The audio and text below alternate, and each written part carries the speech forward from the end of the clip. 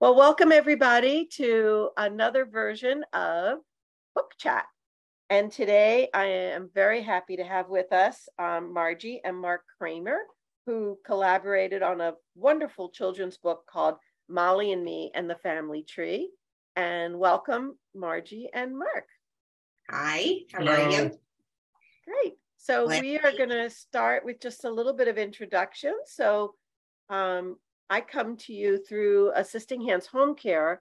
We are a licensed professional home care company in the Bethesda, Maryland, and Western Virginia areas.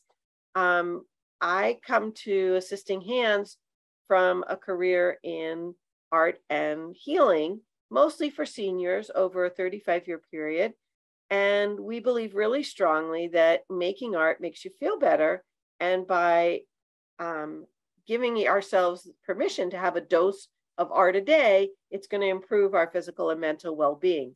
So that's why we do Book Chat, because we want you to have an opportunity to take a break from the busy world and just learn about somebody else's creativity and where their inspiration came from and their positivity. So maybe you'll get the bug and do some creative thing for yourself, whether it's writing or music or dance.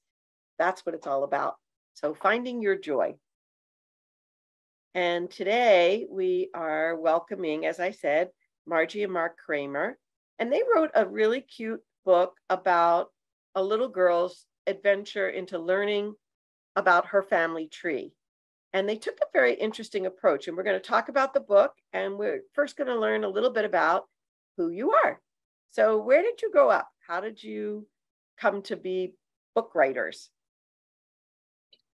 Well, okay, I'll start. I grew up, I'm a little bit of a hybrid. I started in Columbus, Ohio. Then I moved to Brooklyn, New York. So I like to feel like I have the best of a little Midwest and a little urban. And then I moved down here when I went to graduate school. And great. Mark, how about you? Where did you grow up? I'm a third generation Washingtonian. So I grew up here in Montgomery County, graduate of Rollingwood Elementary. Then I went on to middle school at Leland and BCC. Local kid. A long-time county resident. Yep. I love it. So you fell in love and met this wonderful woman. And at that time, did you ever think that you'd be writing a book together? Well, actually, yeah. I mean, I always liked the idea of writing a little bit and doing caricatures like this. And so I've always wanted to do this. Oh, that's great. And what did your career, how was your career connected to this, Margie?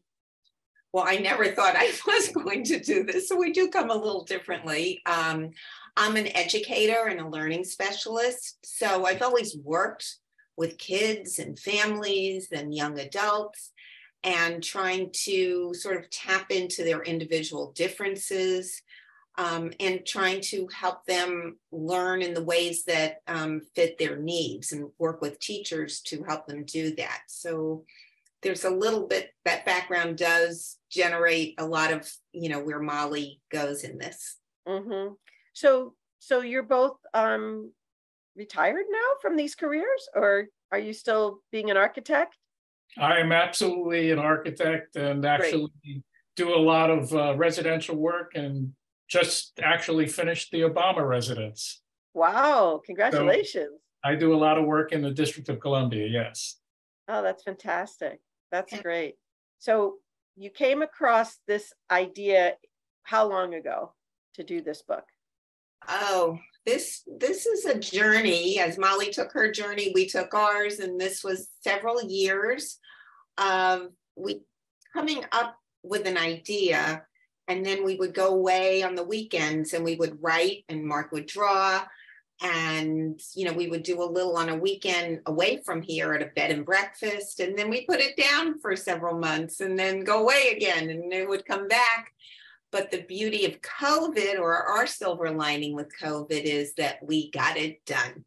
And so, which is great, Yeah, that's fantastic. So would you say over a 3-year period or longer? A little bit more. Probably More. I would say Okay. 3 to 4 years, because Right. we really did, we didn't know where it was developing from. I mean, where it was going, really. I mean, I So knew. yeah, go ahead. Well, no, I knew what motivated me to do it, but we just weren't sure where it was going, because it was, this is our first rodeo, Yeah. and so we had to learn as we went, and we had to learn about sequencing everything that it would make a story, and we changed a lot along the way. We collaborated a lot. And who's Molli? Well, You go ahead, Molli's. All right, Molli is kind of, I guess, a whole group of, like, a lot of my family, because we have a lot of M's in my family. There's Margie, of course, and there is a Molli in my family. There's a Maury, and there's a Meyer, and there's just like a lot of M's. And we settled on Molli, and Molli came about because as I've gotten older, my family has kind of diminished more, and people that sat at my dining room table, that great aunts and uncles and grandparents, are no longer here. Where Mark's family grew, and so there's like a zillion Kramers around, and mine was smaller, and it really came about, like, how do I share family members to my kids, and was I doing a good enough job with it? And because it's really hard to talk about people that are no longer here, and where all the personalities and the stories and the characteristics, and how you just can't do with kids, like putting up a family tree with the little boxes, and That's just the tip of the iceberg, right? There's a lot more to each family member. But in this book, I guess one of the goals is to help people figure out what is their family tree. You even have, I love that, cleverly in the back of the book, you have some empty trees for people to fill in their trees. So it could become a keepsake for these families. And so what do you encourage for people to do when they want to look back and find their ancestry? Well, the first thing that I tell people is think about people that were meaningful in your life. Like, who are they? And it doesn't have to go in any kind of order. And then for kids, you need to have a hook. You can't just say, Grandma Elsie was here and she's great grandma or blah, blah, blah. You have to kind of think about, what was a funny story? What was a recipe? What was an adventure that you took with her or him? Or what did this has made me think about my great grandparents, or I was named after a Minnie, and I never met her. And so I had to dig also to think about what was she like? She had to cross the Atlantic Ocean. She fled from Europe, and she had 3 kids and one on the way, and she went by herself. And so I had to I wanted to know what were her character traits, and so it made me. So were you able to talk to other family members to find that out, or were you able to research online? I mean, how did you actually discover? I was fortunate enough to know, and those members are deceased, but my father's first cousins that were in their 90s. And I was able to, glean a little bit from them, what that was like, because these were their parents that were brother and sister. So you had some live oral history. That's great. A little. That was really smart to do before they passed. Well, and we just recently did that with our own kids. I made a storyboard, and I Xerox pictures of relatives, and I made a Cone side, a Ginsburg side, different sides of my family, so they could kind of see. And I put a map in the middle of where they came from in Europe. That's great. So tell us about what's kind of got you to this point where you're you're doing workshops with the book, you're doing promotion for the book. How does that feel to be an author now and to have that responsibility? Well, it feels awesome in many ways, but I am so passionate about the message. If we don't share these people, who will?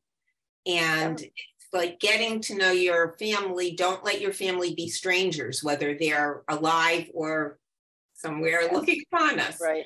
And so I really feel like it's our responsibility to do it. So we're trying to market it, and we're, like we said, this is our first rodeo. So we don't know all the paths to take, and it's very scary. But the message to me is so important. So that's guiding me. I found that I have a lot of clients that have very small children, young kids. And when I tell them, as a just a story, I say, by the way, I have this book that I've just completed with my wife. And they say, that's a really good point. I always wanted to do that kind of thing where I can talk to the kids about, our past relatives. So actually, it's like an input. It makes people actually start thinking about it.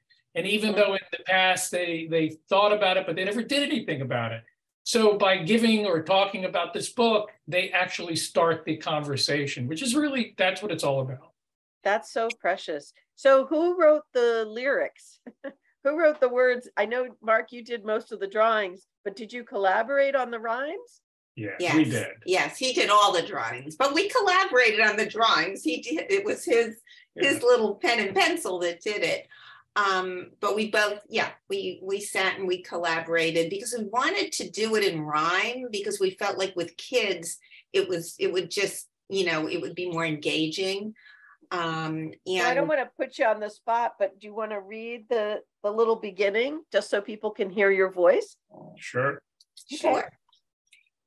The family is coming over for a very special meal. Using Nanny's dishes and teapot is such a big deal. Molly sets the table so she can greet all the aunts and uncles she soon will meet. And these dishes, by the way, are my mother's dishes and the teapot. So we tried to incorporate, different things that were meaningful to us as well.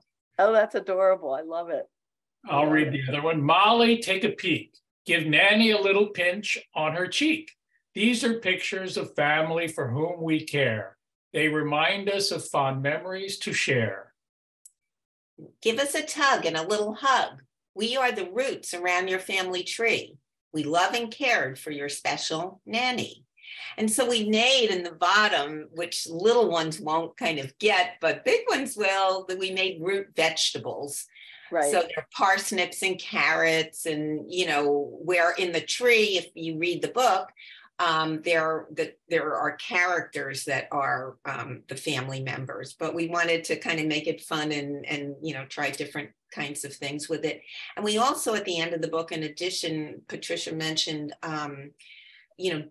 putting in your own family we have empty trees, but we also have a bunch of activities that are interactive, and that we hope, we see this as just really a tool to start the chat, the dialogue going, and it gives people, a tool to do it with.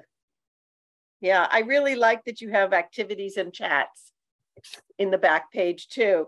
And you suggest having a Molli tea party and discovering a treasure that belongs to your family. I thought that was a really great idea to include, especially with Thanksgiving coming up. Oh, that's great. There's always that awkward time at Thanksgiving when kids don't always know what they need to know at a table. So it's kind of fun to be able to say, hey, let's talk about this piece of china. Let's talk about where these plates were from, and let's show a picture of grandma or the aunt or whoever brought that forward. So this is adorable. It's so interesting. Frequently, people will say to me, Mark, that's a good point. Like I said, I've always wanted to have a conversation. And now that you're exposing the book to me, yes, this is a good time to do it. That's great. Well, if people want to buy the book, I assume it's available on Amazon and at your favorite bookstores. How was that for distributing for you guys as practical authors? Did you have a publisher helping you, or were you doing this all on your own?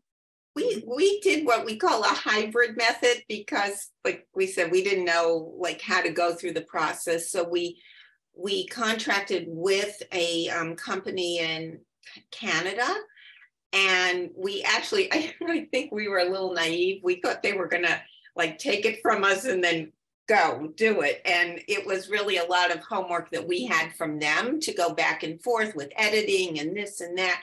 But it was, I mean, it was great. They did a great job. Like Mark said, we also worked with a colorist to the pictures with the different colors in the book. We had really fun with him because, he would take a page and we would be doing a Zoom just like we are now. And then he said, would you like Molly's hair like this, or do you want it a little darker, a little lighter? And, it was like coloring in a page, and it was really fun to do and make her come alive, Yeah, she's definitely animated. She reminds me of the Pippi Longstocking character a lot. The other thing is about the artwork is that often today, a lot of the children's books, if you look at them carefully, are digitally created. So the artists are digital artists, and it's almost a different process as opposed to what I was doing is just sitting down with a pen and pencil and just drawing. So and about how big were the drawings when you made them? They're usually about 8.5 by 11, just a single page. And, the idea was that this is to me, it's a very creative process, and it gives me, the tools to do a creative drawing that's not out of a magazine or out of a digital site. Mm-hmm. Yeah, no, you can feel the hand-on-ness of it. I really like that aspect. So what else did you learn when you were working with your publisher? How did you decide on the different fonts and, how big a page to make or how much image to show and how big the word should be? All of that had to be figured out, right? Oh, for sure. They actually, look, this is what they do. So, what happens is you buy into their services, and the service that we accepted was the one which really gave us a lot of assistance in trying to organize the pages, try to look at the fonts, try to look at the organization of the pages as the story moved along. And in fact, often they would say, well, we feel like maybe you need an additional drawing or something in between here so that it would make a better transition in the storyline. So they were very helpful as an editor. That's wonderful. They worked with us too, because when we said we wanted to, make it a little bit more fanciful, a page, or the nuance of color, how it came out, and they sent us back and forth. We did a couple of drafts, but, like adding, something like Mark had this drawing and we duplicated it a couple times because it just felt like it needed, just having the words on the, this is the dedication page, which we dedicated to our sons. But it just needed something and a little bit more. So they were really helpful with that. And they worked with us. There were things that they did that we didn't like. And, we weren't sure why we didn't like them, but we just didn't. So, they switched with it too. We found it a really helpful process because this was an area that we just had no expertise. But we learned a lot. That's great. And it's an exciting time to have a project, a new baby to sort of launch, right?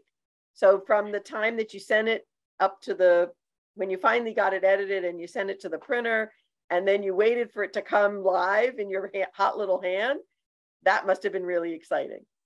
It's a big box. Yeah, and I just find it exciting, like all the time sharing it, because I think maybe because this is so meaningful to us that it's just, it like Mark said, it's kind of giving people permission almost to share about. Everybody has some family, and you can have this like loony toony uncle, blah, blah, blah, but you want to share him. The other thing is that in what I've learned in giving, and sharing the book with clients and friends. So often, age group, we think that the story in our thinking was something between the ages of 4 and 8 or something like that. in terms of children. But what I found is in sharing it with some of the people, like recently I was at a client's and they had a 2-year-old. And the 2-year-old was opening the book and looking and enjoying the book, not for the words, but the pictures. Mm-hmm. And so now it became a picture book. And she was going, oh, there's the tree, and there's the plate, and she's just looking for the vegetables. So it was really fun to watch a 2-year-old enjoy the book. That's fantastic. I'm going to open it up to some questions. And Cassandra, you want to unmute? Okay. Hi again. Hi. Can you hear me? Yes. Yep, yeah. We got you. Okay. Oh, I love this book. From what I could see, the pictures are beautiful. I mean, they are just reaching out at me. Good. I love it. And I was listening at Margie, and she was talking about her Aunt Minnie. I had an Aunt Minnie too. She lived to be 101. Oh, wow. She had no kids and she never married. And she lived in Norfolk. So much about this is reaching out to me right now because recently, my mom is 78 years old. 2 weeks ago, we traveled to Exxon, Virginia to meet her brother and sister for the first time. Her brother is 78 and her sister is 74. And they all had the same father. So she did the ancestor.com thing and she wound up finding out that she had siblings. Wow. Yes. So this book is really speaking to me. But I hear you all talking about the kids. So I'm working on a project to help adults become better readers, like a literacy program. Oh. And I think this book would not only do well with children, but adults like pictures as well. I love what you're saying, Cassandra. I think that's just amazing. Yeah, so I think you're right. Definite demographic I don't think they thought about. And yes. It's a great one to, maybe you guys can connect up and yes. Talk more about how you might use your book in Cassandra's literacy program. Yes. Definitely. Cassandra, email us. And yeah, I mean, because an interesting thing too is like when we first, were reaching out thinking who we were going to talk to, I mean, the obvious when you write a children's book is children. But because it came out during COVID, this has morphed into having these kind of workshops or book chats, whatever, with adults. Because the adults are the ones that need to share the information. So it's really interesting. We've done more book chats with adults than we have with children. It's just opening up now with doing it more with children. But the adults, because it taps into something that's so near and dear to them, and they're the ones that have to buy the books anyway to, give to the children. So, and another thing that I was going to say was that Patricia already knows this, but my husband has aphasia, and he's learning how to read all over again. Wow. And so I think instead of just doing the words on the page, this would really help, capture his attention more, with the pictures in the book. I could probably get him to stay a little more focused. And the rhyming might help too. Yeah, it's more of a song. And see, that's what helps him to form his words when there's singing involved. Right. Yeah, and Cassandra, also at the end of the book, you might be able to get some photographs and make copies of them, and then you could put them on those family trees that we give. We have blank trees at the end of the book. Okay, sounds good. And I would be remiss if I didn't mention that I met Margie and Mark through Empowering the Ages, which is a wonderful little nonprofit literacy group to help young children and older children understand the value of the words. And I think that that's also, Cassandra, a group that you might want to connect up with. So I'll be sure to remind you about that next time I email you. But this was great, you guys. This is so much information.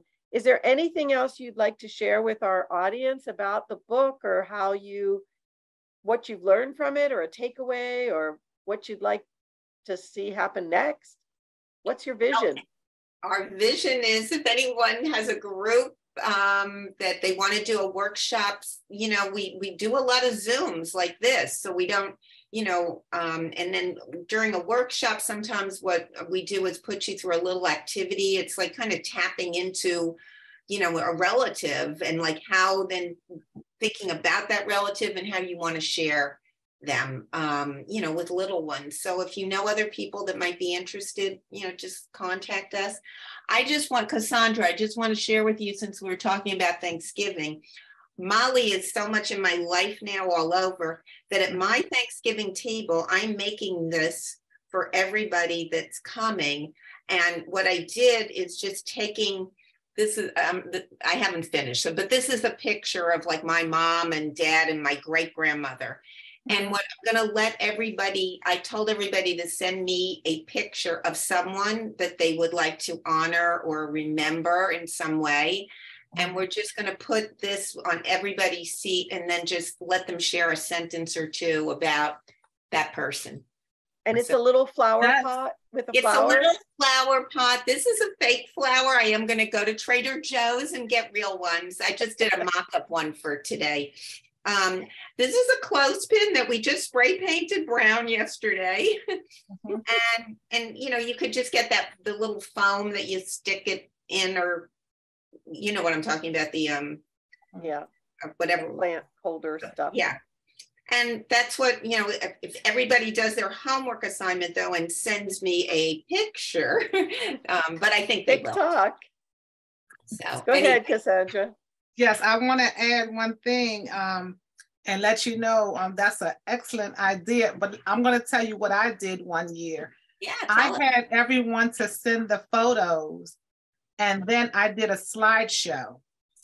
Yes, I did a slideshow, and everybody was able to get up and talk about each relative that was special to them, what they remembered about them, and we were actually honoring my grandmother the year after she passed. She was 90 when she passed, but I did this a year afterward with the slideshow, and they loved it.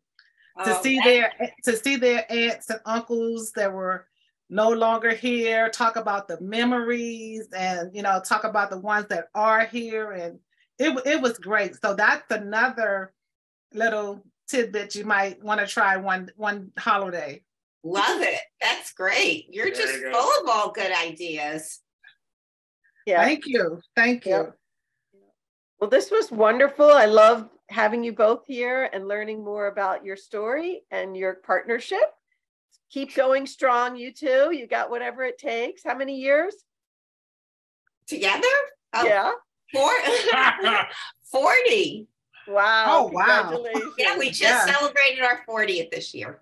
Oh, that's wonderful. Bravo. Well, on that, thank you for doing this, Patricia. Thank you very much. Thank you so much. Oh, you're welcome. Happy Thanksgiving to everybody. Yes. And may you find all of your relative stories joyful and easygoing. That would be great. Yes. Thank you so much. This is great. Cassandra, email us. It'd be great to chat with you. Certainly, I certainly will. Thank you. Nice meeting you both. You too.